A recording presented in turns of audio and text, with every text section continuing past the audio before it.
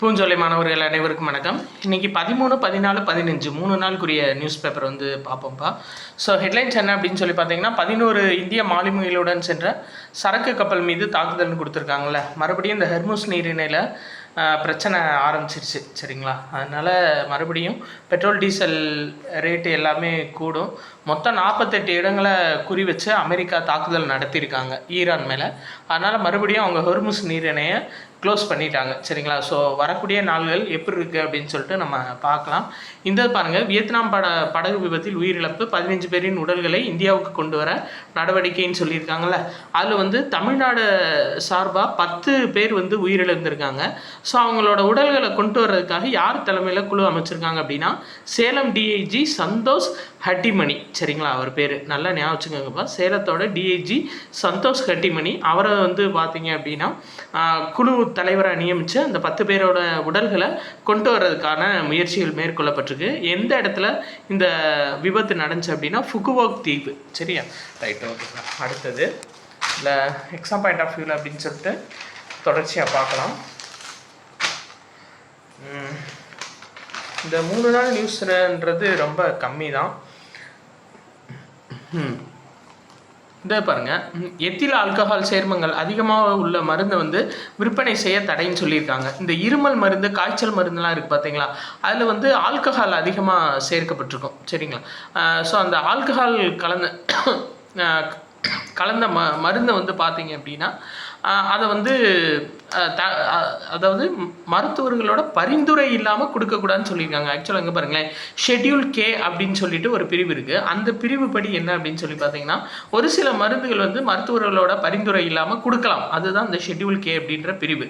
சரிங்களா, ஆனால் 12% மேலே ஆல்கஹால் கலக்கப்பட்ட மருந்தை H1 அப்படின்ற வகைப்பாட்டு கீழே கொண்டு வந்துட்டாங்க. அந்த H1 அப்படின்றது மருத்துவர்களோட பரிந்துரை இல்லாமல் கொடுக்கக்கூடாது அப்படின்றது. ஸோ இனிமேல் 12% மேல் ஆல்கஹால் உள்ள மருந்து, மெயினாக எத்தில் ஆல்கஹால் உள்ள மருந்தை வந்துட்டு யாருமே வந்து மருத்துவர்கள் பரிந்துரை இல்லாமல் கொடுக்கக்கூடாது அப்படின்னு சொல்லி H1 சேர்த்துருக்காங்கப்பா. ஷெட்யூல் H1 சேர்த்துருக்காங்க.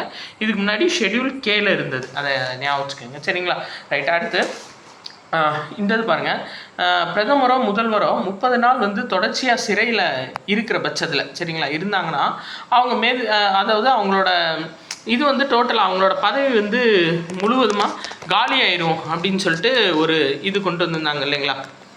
ஒரு நிமிஷம். ரைட், அவங்களோட பதவி வந்து டோட்டலாக காலி ஆயிரும் அப்படின்னு ஒரு மசோதா கொண்டு வந்திருந்தாங்க. 130வது சட்டத்திருத்த மசோதா அது. சரிங்களா, 130வது சட்டத்திருத்த மசோதா. ஸோ அதை வந்து கூட்டுக்குழு ஆராய்ஞ்சிருக்காங்க. சரிங்களா, யார் தலைமையில்னா அபராஜித சாரங்கி தலைமையில். ரொம்ப முக்கியம். சரிங்களா, அப்போ இந்த 130வது சட்டத்திருத்த மசோதாவை ஆராய்றதுக்காக யார் தலைமையில் குழு போட்டாங்க அப்படின்னா, அபராஜித சாரங்கி தலைமையில் 31 பேர் கொண்ட நாடாளுமன்ற கூட்டுக்குழு அமைக்கப்பட்டுச்சு. ஸோ அவங்க என்ன சொல்லியிருக்காங்கன்னா, அதாவது நீதிமன்றத்தோட இறுதி தீர்ப்பு வர்ற வரையும் அவங்கள வந்து பதவியை விட்டு நீக்கக்கூடாது அப்படின்னு சொல்லியிருக்காங்க. சரிங்களா, 5 ஆண்டுகள் சிறை தண்டனை பெற்றிருந்தாங்கன்னா அவங்கள பதவியிலிருந்து நீக்கலாம்னு சொல்லியிருக்காங்க.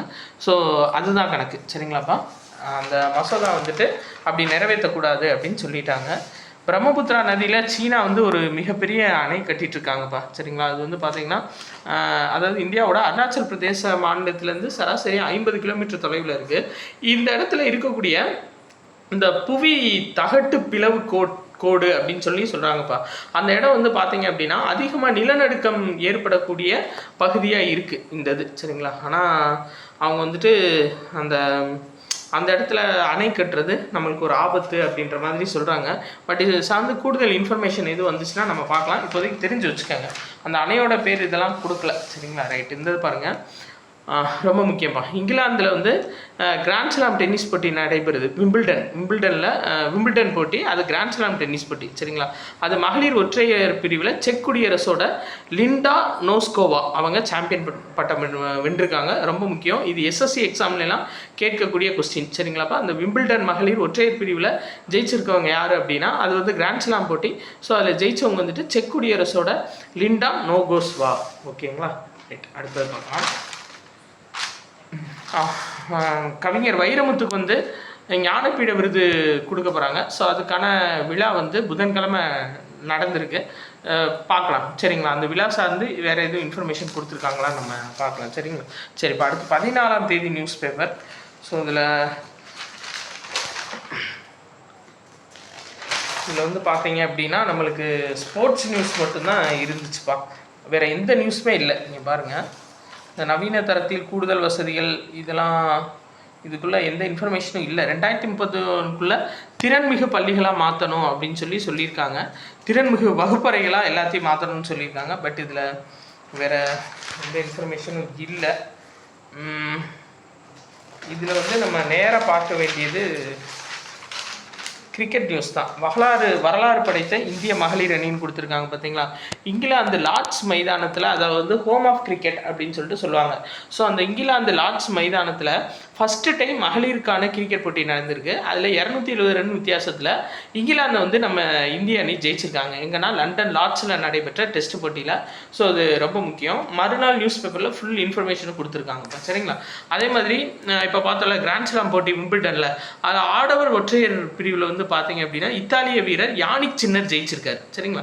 அப்போ கிராண்ட் ஸ்லாம், அதாவது விம்பிள்டன் போட்டி சரிங்களா, விம்பிள்டன் கிராண்ட் ஸ்லாம் போட்டியில் வந்துட்டு 3வது கிராண்ட் ஸ்லாம் போட்டியான இந்த ஆண்டு 3வது கிராண்ட் ஸ்லாம் போட்டி விம்பிள்டன் போட்டி சரிங்களா. அந்த விம்பிள்டன் போட்டியில் இத்தாலியோட யானிக் சின்னர் வந்து ஜெயிச்சிருக்காரு. ரொம்ப ரொம்ப முக்கியமான ஒரு இன்ஃபர்மேஷன். சரி, இதுக்கு முன்னாடி செக் குடியரசு வீராங்கனை பார்த்தோம். இவங்க வந்து யானிக் சின்னர் இத்தாலி நாட்டை சேர்ந்தவர். அதே மாதிரி சாகித்ய அகாடமி விருது பெற்ற எழுத்தாளர் பூமணி காலமானான்னு கொடுத்துருக்காங்க. நம்மளுக்கு தெரியும் 2014 அஞ்ஞாடி அப்படின்ற நாவலுக்காக சாகித்ய அகாடமி விருது பெற்றவர்ப்பா. இது நம்ம தமிழ் புக்கு ஸ்கூல் புக்லேயே இருக்குது சரிங்களா. பூமணி, எழுத்தாளர் பூமணி இவர் தான் சரிங்களா.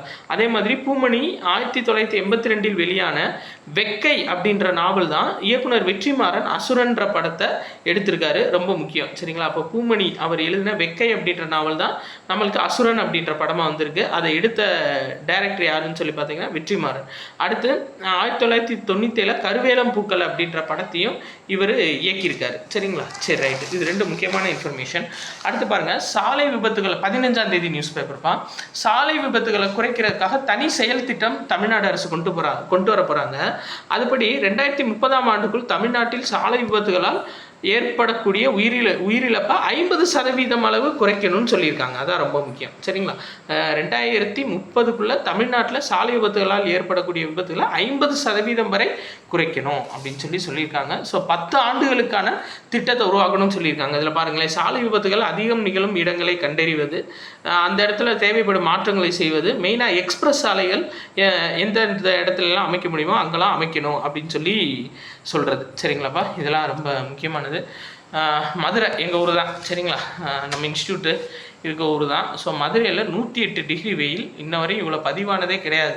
ஃபஸ்ட்டு டைம் சரிங்களா. 108 டிகிரி ஃபாரன்ஹீட்டில் வெயில் பதிவாகிருக்கு. தமிழ்நாட்டிலே அதிகபட்சமாக மதுரையில் தான் இவ்வளோ வெயில் வந்து பதிவாகியிருக்குப்பா.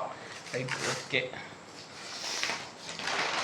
உண்மைதான், 2 வீலர்லேயே வர முடியல வண்டியிலேருந்து. சரி, இது ரொம்ப முக்கியம். என்னென்னா, தமிழ்நாட்டில் நிறைய அரசு மருத்துவமனைகளில் வந்து பார்த்திங்கன்னா உள்கட்டமைப்பு வசதி ரொம்ப கம்மியாக இருக்குது சரிங்களா. அதனால் அந்த உள்கட்டமைப்பு வசதியை பிரைவேட்டு நிறுவனத்தோடு சேர்ந்து முன்னேற்றதுக்காக நலம் டிஎன் அப்படின்ற இணையதள பக்கம் வடிவமைக்கப்பட்டிருப்பா. அது மூலயமா வந்து பார்த்திங்கன்னா சென்னையில் உள்ள கேப்லின் பாயிண்ட் ஆய்வக நிறுவனம் சார்பிலையும் அப்போலோ நிறுவனம் சார்பிலையும் 1 கோடி ரூபாய் தமிழ்நாடு அரசுக்கு கொடுத்துருக்காங்க.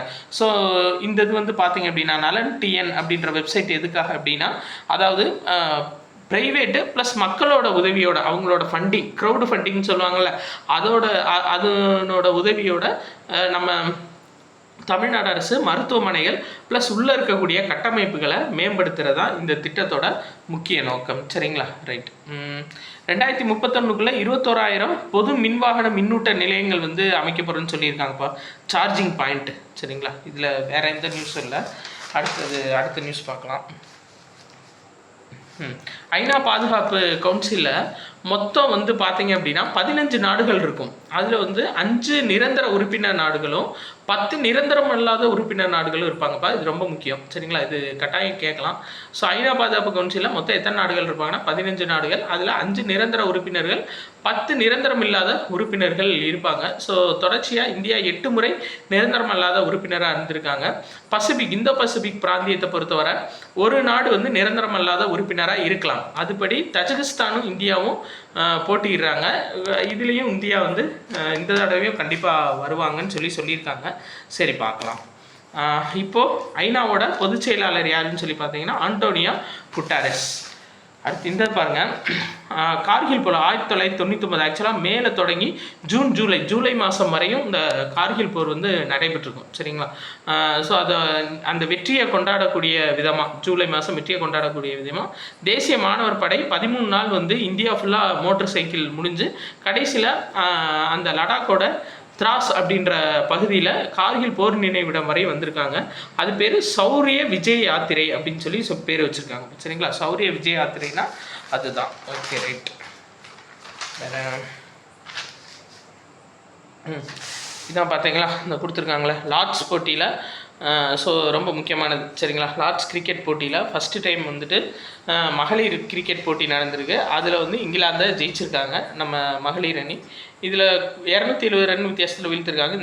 இந்த ஆட்டத்தில் எஸ்திகா பாட்டியா அப்படின்றவங்க சதம் விளாசிருக்காங்க. ப்ளஸ் பவுலர் கிராந்தி கவுட், இவங்க வந்து ஒரே இன்னிங்ஸில் 5 விக்கெட்டுகள் சாச்சிருக்காங்கப்பா.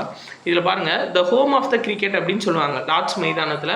1932 இதுக்கு டெஸ்ட் போட்டி நடைபெறுது. மொத்தம் 54 ஆண்டுகள் நடைபெற்ற ஆட்டத்தில் 54 ஆண்டுகள் இந்த ஆட்டம் நடைபெற்றது. அதில் 11 ஆட்டங்களுக்கு அப்புறம் தான் இந்தியா வந்து தனது முதல் டெஸ்ட் வெற்றியை பதிவு செஞ்சாங்க. ஆனால் இந்திய அணி வந்து இந்திய மகளிர் அணி வந்து ஃபஸ்ட்டு டைம் போன உடனே வெற்றியை பதிவு பண்ணிட்டாங்க, சரிங்களா? அடுத்து சேவைகள் உற்பத்தி குறியீடு கூடிய விரைவில், அதாவது இப்போது ஃபஸ்ட்டு டைமாக வெளியிட்டிருக்காங்க, சரிங்களா? சேவைகள் உற்பத்தி குறியீடு அப்படின்னு சொல்லிட்டு இந்தியா சேவைத்துறையில் ஒவ்வொரு குறியீடும் எப்படி இருக்குது, எத்தனை இலக்க பொருளாதார வளர்ச்சியில் இருக்குது அப்படின்றத ஃபஸ்ட்டு டைம் வெளியிட்டிருக்காங்க. இனி ஒவ்வொரு மாதமும் 29ஆம் தேதி இந்த சேவைகள் உற்பத்தி குறியீடு வெளியிடப்படும் அப்படின்னு சொல்லியிருக்காங்க. இதில் பார்த்தீங்கன்னா அதிகமான சேவைத்துறை நிறுவனத்தில் அதிகமான புள்ளிகளை பெற்ற நிறுவனம் எது அப்படின்னா உணவு மற்றும் தங்குமிடங்கள். அதுதான் 37.2% வளர்ச்சியை பெற்றிருக்கு, சரியா? Right, okay. இந்தியா வந்து 2037ஆம் ஆண்டுக்குள்ளே 100 ஜிகாவாட் அணுமின் சக்தி மூலியமாக மின்சாரம் உற்பத்தி பண்ண போகிறாங்க. இது பாருங்கள், ரொம்ப முக்கியம். இந்தியா பிரிட்டனோட வர்த்தக ஒப்பந்தம் இருக்குது பார்த்தீங்களா, அந்த வர்த்தக ஒப்பந்தம் வந்து இப்போ ஜூலை மாதத்தோட நடைமுறைக்கு வரப்போகுது. ஏன்னா 99% பொருள்களுக்கு வரி விலக்கு கொடுத்துருக்காங்க. இதில் மெயினாக நம்ம பார்க்க வேண்டியது ஏன் இந்த இது முக்கியம்னா, ஏற்றுமதியை நம்ம அதிகப்படுத்தணும் அந்நிய செலாவணிக்காக.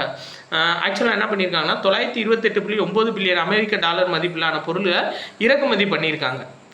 யார் அப்படின்னா பிரிட்டன் அரசு. ஆனால் அது இந்தியா பொருள் வந்து 15.2 பில்லியன் டாலர் தான், அதாவது 1.6% தான் அதில் இந்திய பொருள் அடங்கியிருக்கு.